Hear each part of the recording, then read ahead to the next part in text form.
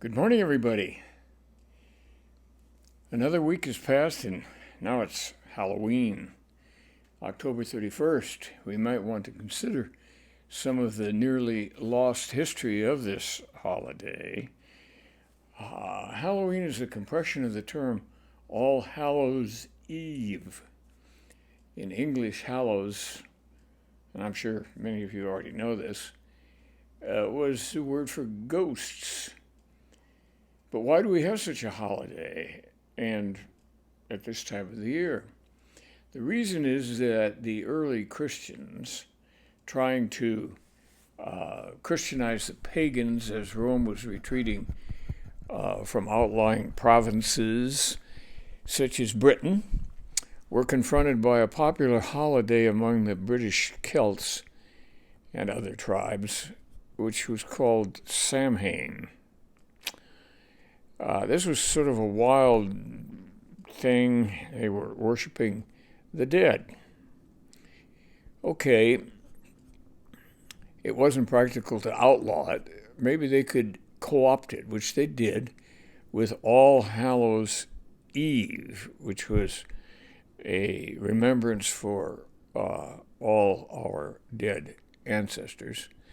And this was soon corrupted in the language to Halloween, which we still do to this day. The holiday always coincides with the full moon of autumn, and if you look up tonight, at least in my part of the country, you'll be able to see this big moon. And there have been a lot of Halloween poems written, most of them, in my opinion, not so great. But here's one from Shakespeare's Macbeth, which has frightened children for centuries. It's called The Song of the Witches. A lot of you have already heard it. It's from Shakespeare's Macbeth. Double, double, toil and trouble, fire burn and cauldron bubble, fillet of a fenny snake, in the cauldron boil and bake, eye of newt and toe of frog, wool of bat and tongue of dog, adder's fork and blind worm's sting, lizard's leg and howlet's wing, for a charm of powerful trouble, like a hell broth, boil and bubble. Double, double, toil and trouble, fire burn and cauldron bubble, cool it with a baboon's blood. Then the charm is firm and good. Well, that section of Macbeth has scared many adults and children for many, many years. And I thought it was worth another go-around.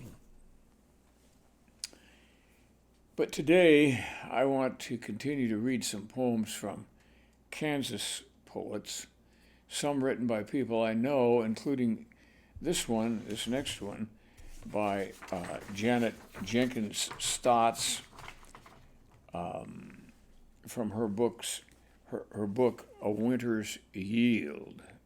This is the book. It's got kind of a arresting cover, and one that's certainly consistent with Halloween.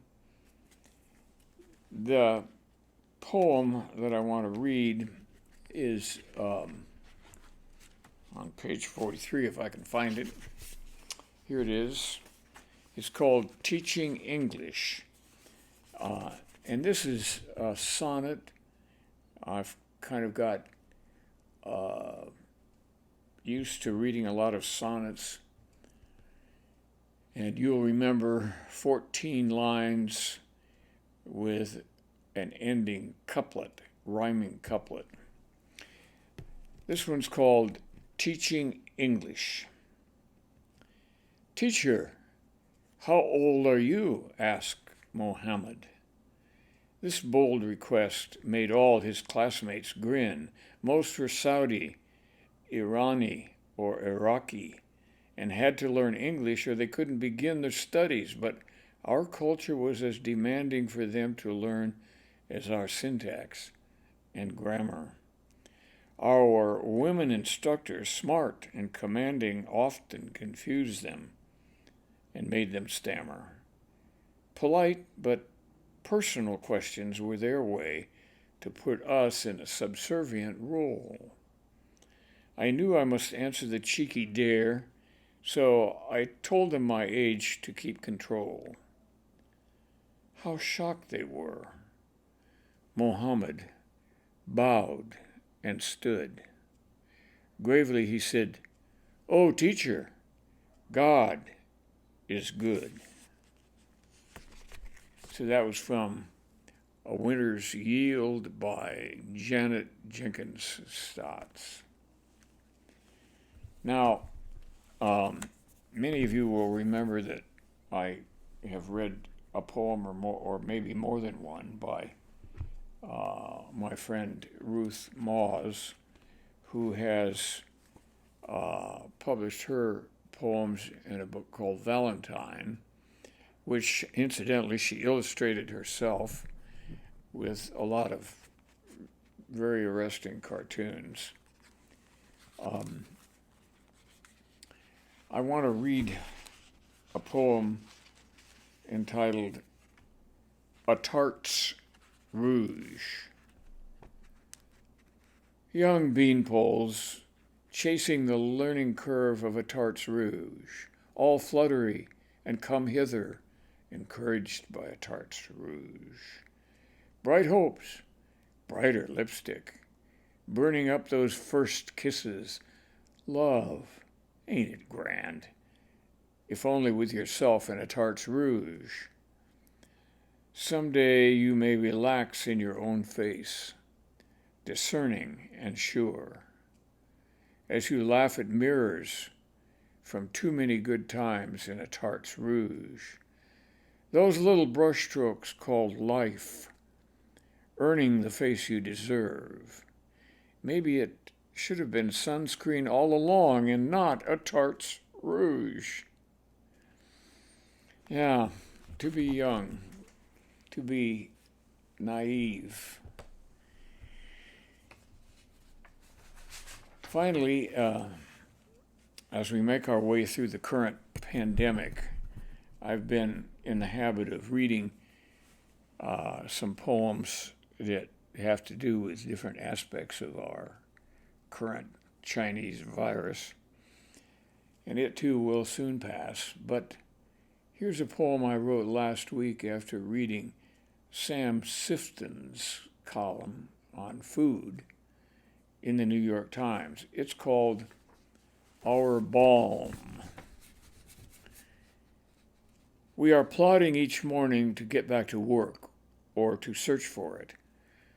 And the same old is getting a bit tired and worn when we finally find it. With tempered annoyance, we go through the day and know we're not in it. But what is our balm for recurrent lethargy?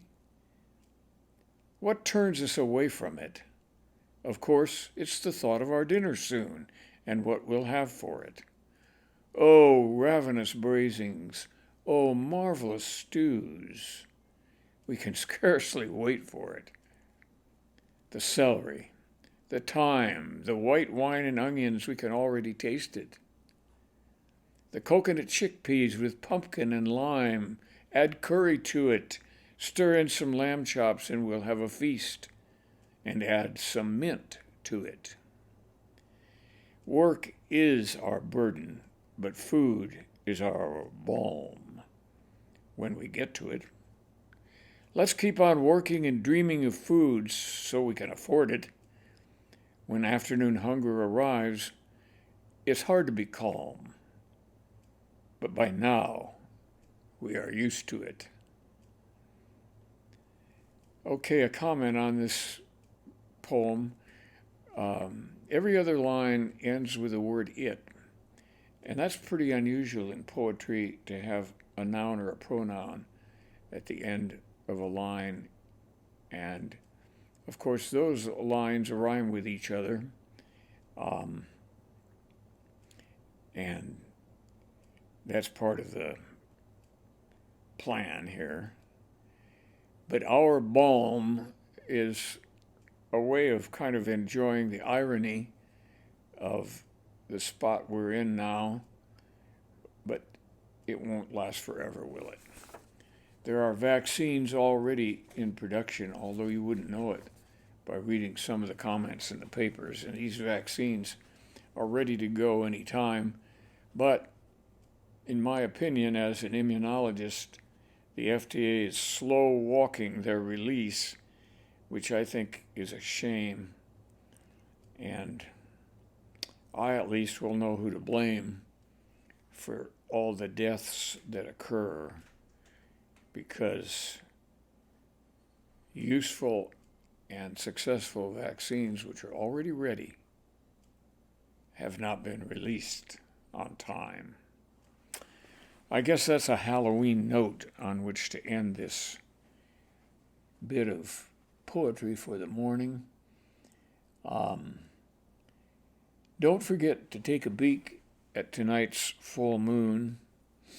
Goodbye for now, and I'll see you in 1 week, I hope.